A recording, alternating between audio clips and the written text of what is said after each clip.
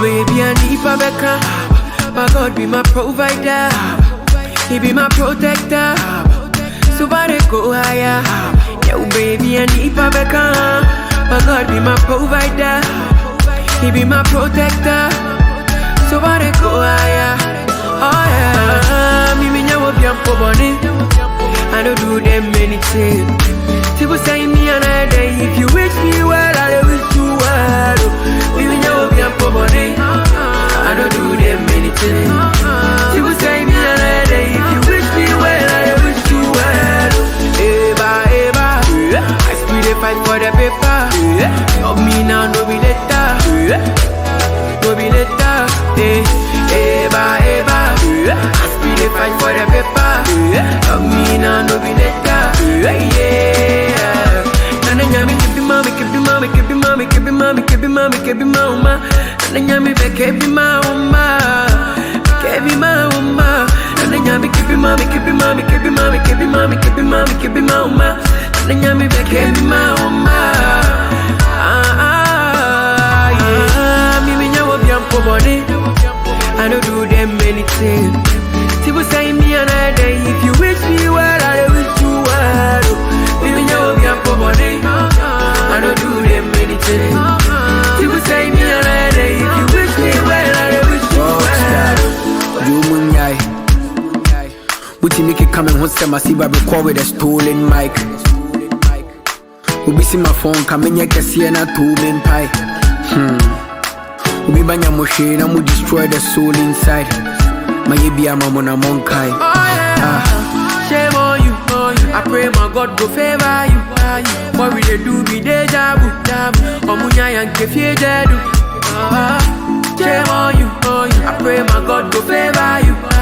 What will they do? Be deja vu. Omunya yanke fie dedu. Nana nyami kebi mama, kebi mama, kebi mama, kebi mama, kebi mama, kebi mama. Nana nyami be kebi mama, kebi mama. Nana nyami kebi mama, kebi mama, kebi mama, kebi mama, kebi mama, kebi mama. Nana nyami be kebi mama. Me nyawo biampo boni. I don't do them anything. People say me another day. If you wish me well, I wish you well. Me nyawo biampo boni. I don't do them anything. People say me another day. If you wish me well, I wish you well. Eva, Eva, I still dey fight for the paper. Of me now, no be later. No be later. Eva, Eva, I still dey fight for the paper. Of me now, no be later. Yeah.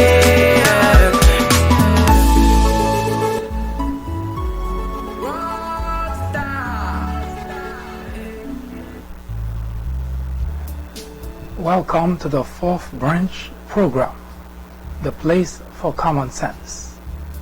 I'm glad you're here. We have pretty busy for the remaining part of the day. In this segment, which is segment 2 of the program, we will obviously talk about trade war with China. We will also continue part of the reading of the Mueller's report, which we stopped short of finishing a good portion of it because of course, the way that we feel from time to time. We find ourselves kind of straying away from the schedule, from the agenda, for good reason, of course. And we will tell you a little bit about what's making news. No, not that kind of news. Important news that may have some degree of impact in our lives, and we will try to address that. Some may be funny, but that's the gist of it. We started talking earlier in segment 1 that we feel that the direction of the country give us a lot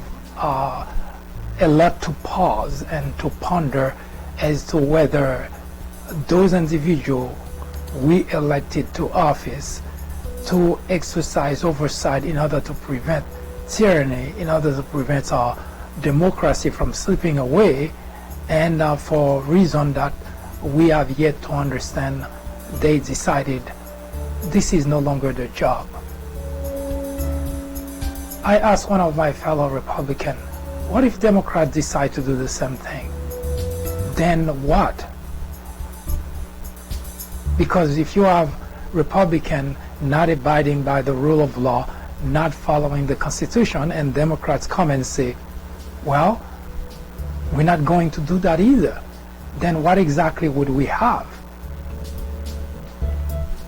That's the reason you as a constituent, it doesn't matter whether you're a Democrat or Republican. If you care about the United States of America, you cannot be siding with individuals who have clearly shown that they do not care what happened to the country. There is no argument here as to Democrats are wrong. There is no argument to they want to hurt this person or that person. The way that any patriot weigh what his or her position should be is it good for the Constitution?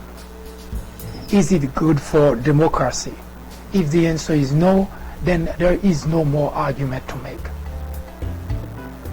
The legislative branch, which is one of the three branches of the government, has a major task, which is to exercise oversight on the executive branch. Period. No argument as to whether what they're doing is right or wrong. That's their job. Now, if the executive branch has nothing to worry about, then exercising oversight would produce absolutely nothing. But that's the job. So when you see that your Republican legislators are going against that, they're not doing you a favor. They're doing a great disservice to the country. So there is no argument.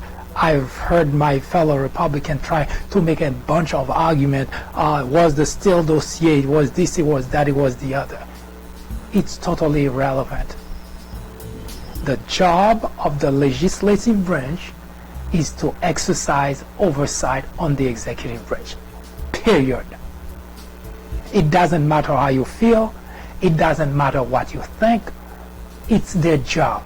You may not like it, and nobody does. But that's their job. Because if Republicans prevent the job from being done, and Democrats prevent the job from being done, then you automatically do not have a country that has democracy anymore. That's as simple as that.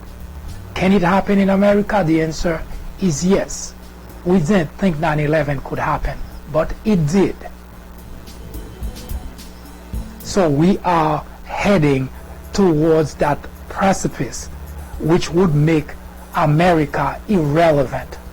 It has already started on that path because a lot of countries in the world no longer look up to America for guidance anymore. And it seems that it's not just the legislators doing it, but the constituents are also joining in the rank of those who want to destroy the very basis, the very foundation of our democracy. Both Republican constituents and Republican legislators are providing all kind of rationale to remove all the guardrails that make United States democracy the envy of the world.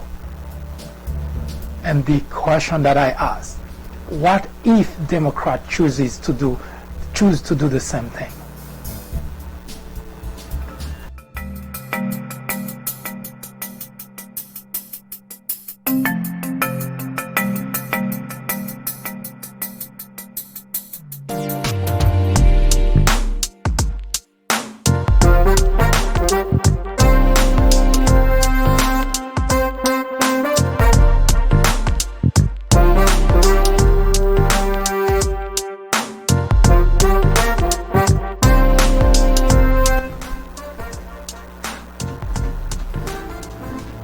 Well, let's continue the reading of the Mueller report. As I mentioned, pretty busy schedule. For the second segment, we have to continue the reading, and we will talk a little bit about what's in the news, and of course trade war with China. And the third segment will come back to discuss, well, actually to talk about one last candidate that joined the growing crowd of Democrats vying for the Oval Office, which is New York City Mayor de Blasio. That's the only individual we haven't talked about yet, and we will talk about Mayor de Blasio on the third segment. But for now, let's read the Mueller report.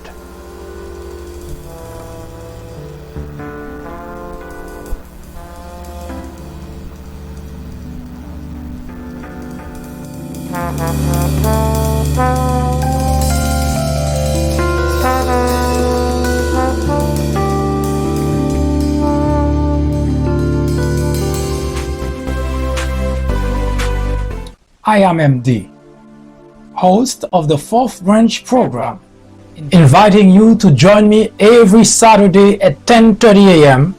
and every weekday at 2 p.m. for discussions of social political issues and to dissect the meaning and the importance of current events, as well as to understand topics of legislations. The Fourth Branch Project is not associated with any political party, and we at the Fourth Branch do not have any political agenda or aspiration.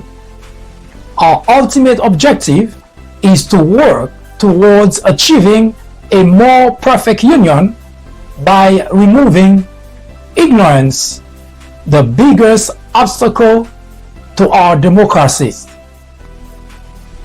Stay with us. We will be right back.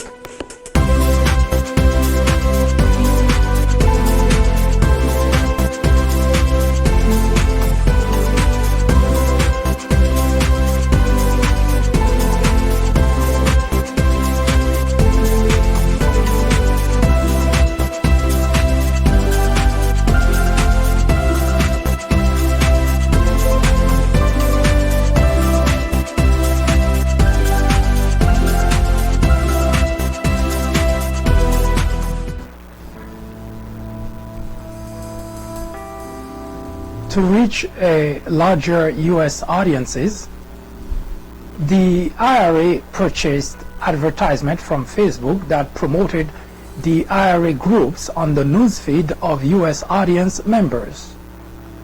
According to Facebook, the IRA purchased over 3,500 advertisements, and the expenditure totaled approximately $100,000. During the U.S. presidential campaign, many IRA purchase advertisements explicitly supported or opposed a presidential candidate or promoted U.S. rallies organized by the IRA, discussed below. As early as March 2016, the IRA purchased advertisement that overtly opposed the Clinton campaign. For example, on March 18, 2016, the IRA purchased an advertisement depicting candidate Clinton and a caption that read, in part, "If one day God lets this liar enter the White House as a president, that day would be a real national tragedy." Similarly, on April 6, 2016, the IRA purchased advertisement for its account Black Matters. Early on, a flash calling for a flash mob of U.S. person to take a photo with Hillary Clinton for prison 2016 or hashtag No Hillary 2016. IRA purchased advertisement featuring Clinton were, with very few exceptions, negative. IRA purchased advertisement referencing candidate Trump largely supported his campaign. The first known IRA advertisement endorsing the Trump campaign was purchased on April 19, 2016. The IRA bought an advertisement for its Instagram account, Tea Party News, asking U.S. persons to help them make a patriotic team of young Trump supporters by uploading photo with the hashtag Kids for Trump. In subsequent months, the IRA purchased dozens of advertisements supporting the Trump campaign, predominantly through the Facebook groups Being Patriotic, Stop All Invaders, and Secured Borders. Footnote 55, 5/31/16, Facebook message ID 100009922908461. Matt Skiber to ID, and the ID is actually redacted. 5/31/16, Facebook message ID 1000022908446. Matt Skiber to ID redacted. Footnote 56, social media influence in the 2016 U.S. election. Hearing before the Senate Select Committee on Intelligence, 115 Congress, 13/11/117. Testimony of Colin Stretch, General Counsel of Facebook. Footnote 57, 3/18/16, Facebook advertisement ID 60455505152575. Footnote 58, 4/6/16, Facebook advertisement ID 604374022539. Footnote 59, C SM-2230634, serial 213, documenting politically oriented advertisement from the largest set provided by Facebook. Footnote 60, 4/19/16, Facebook advertisement ID 60451510942235. Collectively, the IRA social media account reached tens of millions of U.S. persons. Individual IRA social media accounts attracted hundreds of thousands of followers. For example, at the time they were deactivated by Facebook in mid-2017, the IRA, United Muslim of America Facebook group, had over 300,000 followers. The Don't Shoot Us Facebook group had over 250,000 followers. The Being Patriotic Facebook group had over 200,000 followers, and the Secured Border Facebook group had over 130,000 followers. According to Facebook, in total, the IRA control account made over 80,000 posts before their deactivation in August of 2017, and these posts reached at least 29 million U.S. persons and may have reached an estimated of 126 million people. We'll stop the reading of the Mueller report here. We'll come back to talk a little bit about the news of the day.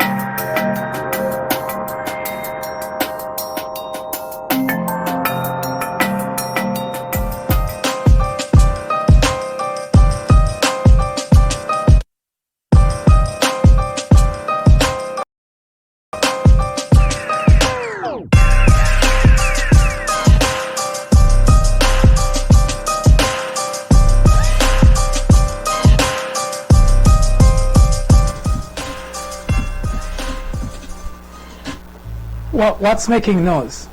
Well, the trade war with China.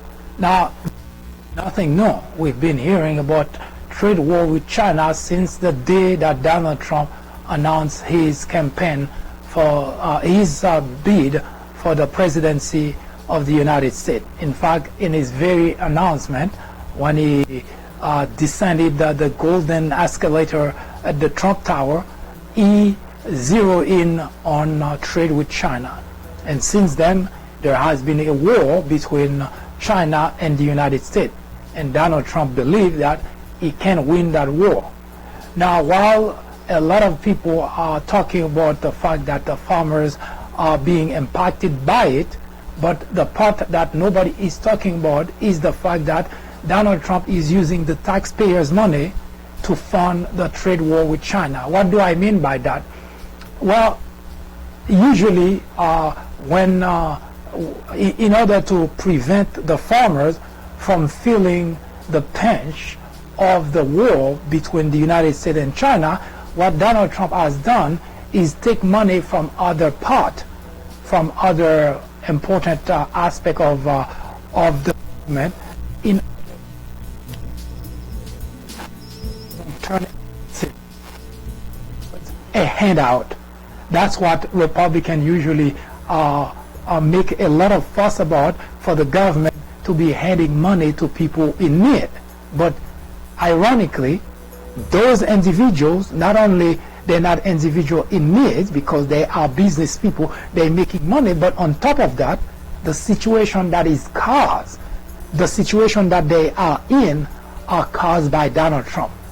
So in order for those farmers not to revolt against Donald Trump, so what Donald Trump's done is go and stick the taxpayers with a bill and take that money and give to the farmers, so that the farmers are not completely upset, because they say, okay, maybe we cannot have business with China, but we still have money coming to us, which is actually something that Republican would have never supported if it were proposed by a Democrat, because it is not fair to the taxpayers to have to foot up a bill of a situation, not a tragedy, not something that's unforeseen, but something that is caused by the very individual in the Oval Office. So that is the essence of what we're observing in terms of the trade war with China. Will it end? Well, we don't know yet. But in the meantime, we, the taxpayer, are footing the bill for Trump's bad decision in terms of how to deal with the trade deficit with China.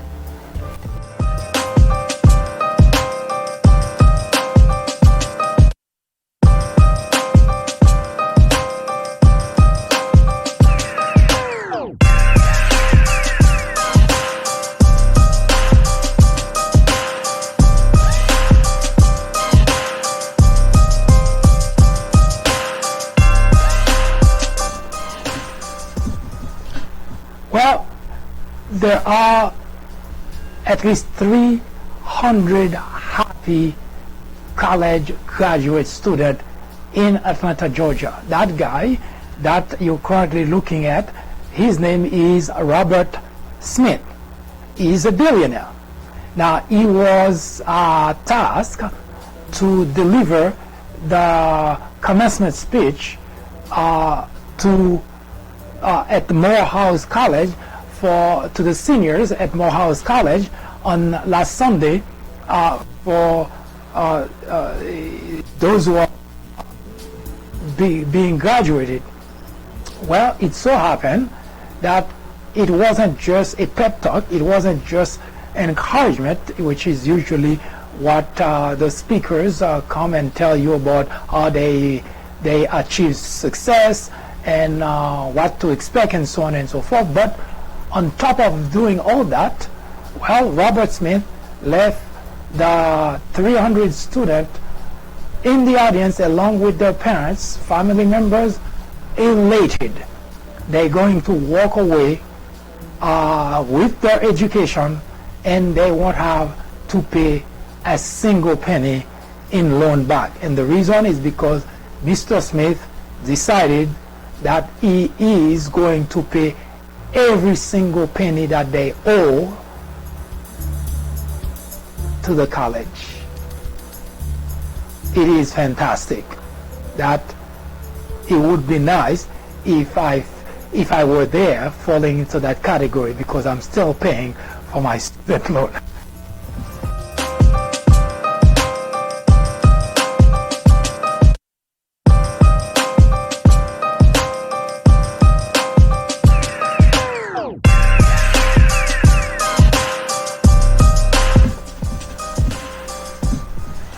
Now, here's another interesting piece of news. You might be elated to find out is DACA. You remember, since Trump has moved into the Oval Office, it's almost as if he has declared war against immigrants.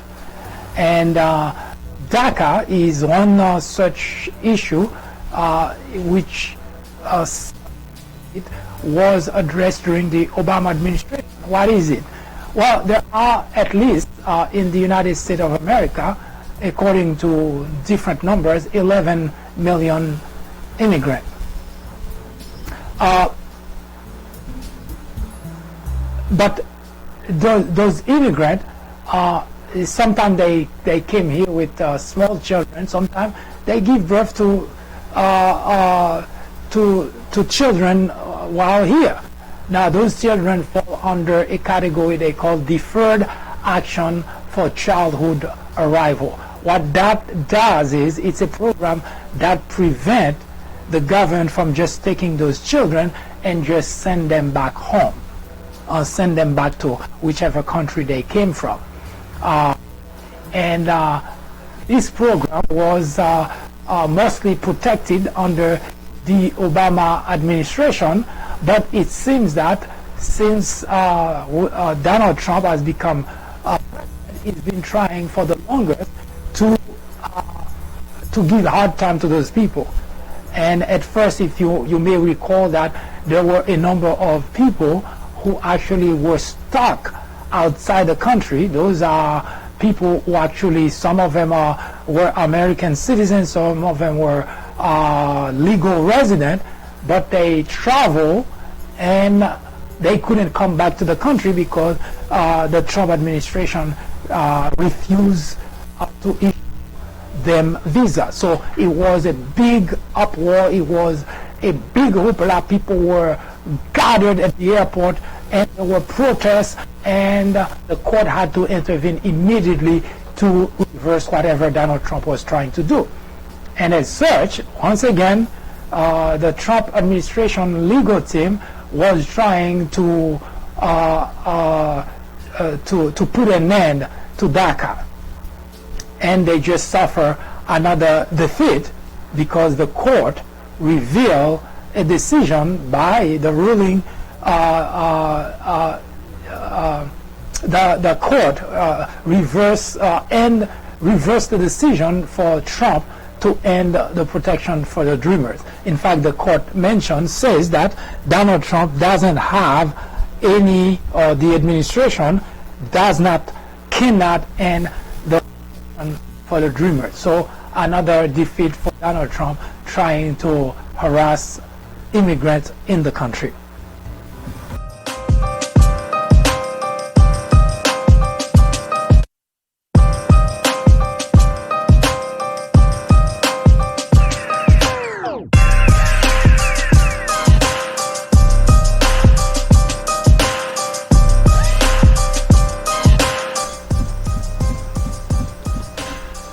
Well, the last piece of news we'll talk about, you may recall that guy, Eric Garner. Well, Eric Garner was choked to death by a gentleman called Daniel Pantaleo. He's one of the guys that you see in this picture with his hand around his neck and choking him even when he's on the floor. If you're paying attention to what's currently going on the floor, you see that The guy is on the floor. He has 3 officers who is holding his hand behind his back, and at the same time you have Daniel Pantaleo choking the guy to death. Now, if he were to be the video, you would have heard Garner saying that I cannot breathe, I cannot breathe, I cannot breathe, and nobody of all those 4 officers stop and say let the guy breathe. So they choke him to death. Now, here's the reason I brought that in, is because I noticed something that's become almost a standard in America. Whenever a black individual is killed, executed by a police officer, guess what? The victim is always to blame. Now, there is currently an ongoing trial for Daniel Pantaleo, and who are they blaming? Well, they're blaming Eric Garner for being out of shape. Because if he weren't out of shape, according to one witness, if he wanted to be out of shape, then he would have survived the choking. No, it's no longer about the fact that someone who is a police officer. And why did Eric Garner lose his life? Well, he was selling loose cigarette. Yes, that's why 4 officers restrained him and choked him to death, because he was selling loose cigarette. You know, an act so egregious that they figured the only way out of the situation is to choke him to death. There is a serious problem of law enforcement behavior in America, especially towards black. And I said it before and I'll say it again, law enforcement, cops, except for just a few of them, most of them are criminals with badges. They behave like criminals because they get away with it. And as such, here it is, another trial trying to pin the blame on the victim. Because had the victim been in shape, well, Daniel Pantaleo choking him to death would not have caused him to die.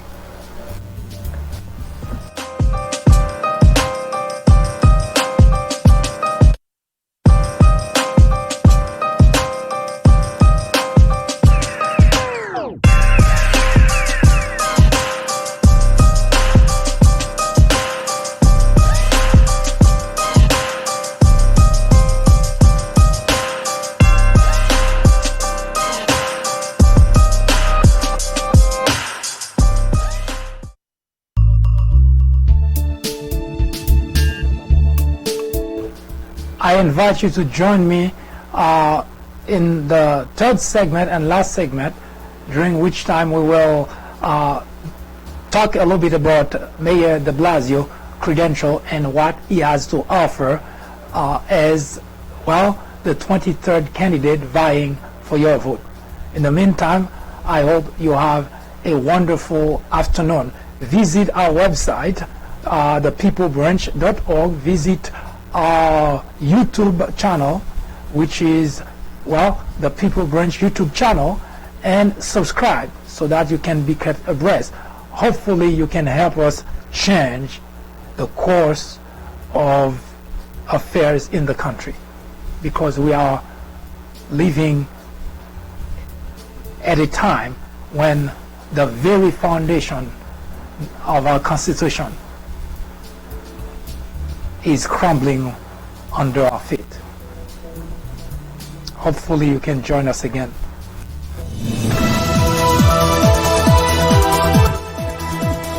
That was an update through the prism of common sense. Join us again at the top of the hour. I am MD, host of the 4th Branch program, the place for common sense. Send us comments, criticism, suggestion, or simply let us know how we're doing. Thank you for watching. See you in just a bit.